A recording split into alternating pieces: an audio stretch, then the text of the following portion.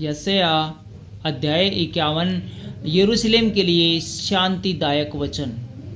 हे धर्म पर चलने वालों, हे यहोवा को ढूंढने वालों, कान लगाकर मेरी सुनो। जिस चट्टान में से तुम खोदे गए और जिस खद्दान में से तुम निकाले गए, उस पर ध्यान करो। अपने मूल पुरुष अब्राहम और अपनी माता सारा पर ध्यान करो। जब वह अकेला था तब ही से मैंने उसको बुलाया और आशीष दी और बढ़ा दिया। यहोवा ने सिय्योन को शांति दी है, उसने उसके सब खंडहरों को शांति दी है। वह उसके जंगल को अदन के समान और उसके निर्जल देश को यहोवा की वाटिका के समान बनाएगा। उसमें हर्ष और आनंद और धन्यवाद और भजन गाने का शब्द सुनाई पड़ेगा। हे मेरी प्रजा के लोगों, मेरी ओर ध्यान धरो। हे मेरे लोगों, कान लगाकर मेरी सुनो, क्योंकि मेरी ओर से व्यवस्था दी जाएगी और मैं अपना नियम देश देश के लोगों की ज्योति होने के लिए सितर करूँगा। मेरा छुटकारा निकट है, मेरा उद्धार प्रकट हुआ है। मैं अपने भुजबल से देश देश के लोगों का न्याय करूँगा। दीप मेरी बाट जोहेंगे और मेरे भुजबल पर आशा करेंगे।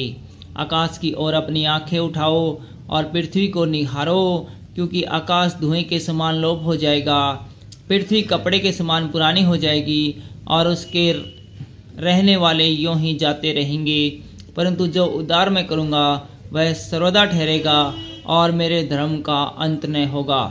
हे धर्म के जानने वालों, जिनके मन में मेरी व्यवस्था है, तुम कान लगाकर मेरी सुनो। मनुष्यों की नामधराई से मत डरो और उनकी निंदा करने से विस्मित न हो, क्योंकि धूल उन्हें कपड़े के समान और कीड़ा उन्हें ऊन के समान खाएगा। मेरा धर्म अनंत काल तक और मेरा उद्धार पीढ़ी से पीढ़ी तक बना रहेगा। हे यहोवा की भुजा जाग जाग और बल धारण कर। जैसे प्राचीन काल में और बीती हुई पीढ़ियों में, वैसे ही अब भी जाग। क्या तू वही नहीं है जिसने रहब को टुकड़े टुकड़े किया था, जिसने अजगर को छेदा? क्या तू वही नहीं जिसने समुद्र को अर्थात गहरे सागर के जल को सुखा डाला और उसकी गहराई में अपने छुड़ाए हुओं के लिए पार जाने का मार्ग निकाला? यहोवा के छुड़ाए हुए लोग लौटकर जय जयकार करते हुए सिय्योन में आएंगे और उनके सिरों पर अनंत आनंद गूंजता रहेगा। वे हर्ष और आनंद प्राप्त करेंगे और शोक और सिसकारियों का अंत हो जाएगा। मैं ही मेरा शांतिदाता हूँ। तू कौन है जो मरने वाले मनुष्य से और घास के समान मुरझाने वाले आदमी से डरता है और आकाश के तानने वाले और पृथ्वी की नींव डालने वाले अपने कर्ता यहोवा को भूल गया है? और जब द्रोही नाश करने को तैयार होता तब उसकी जलजलाहट से दिन भर लगातार थरथराता है। परंतु द्रोही की जलजलाहट कहाँ रही? बंदी शीघ्र ही स्वतंत्र किया जाएगा। वह गड़े में न मरेगा और न उसे रोटी की कमी होगी।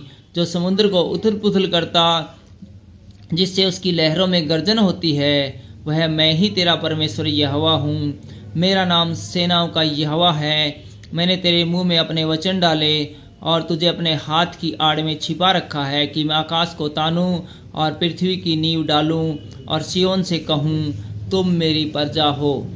यरूशलेम के दुख का अंत। हे यरूशलेम, जाग जाग उठ, खड़ी हो जा।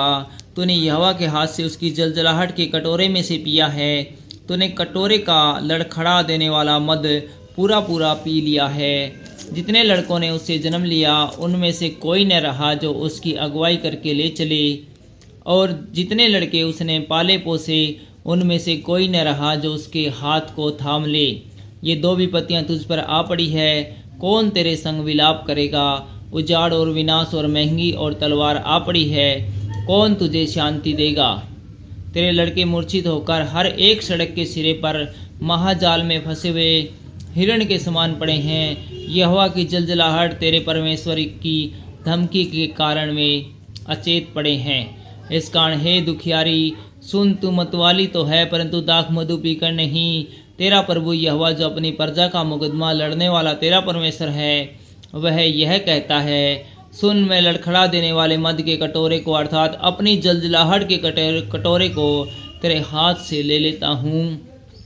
तुझे उसमें से फिर कभी पीना न पड़ेगा और उसे तेरे उन दुख देने वालों के हाथ में दूंगा जिन्होंने तुझसे कहा, लेट जा कि मैं तुझ पर पाँव रखकर तेरे आगे चलें।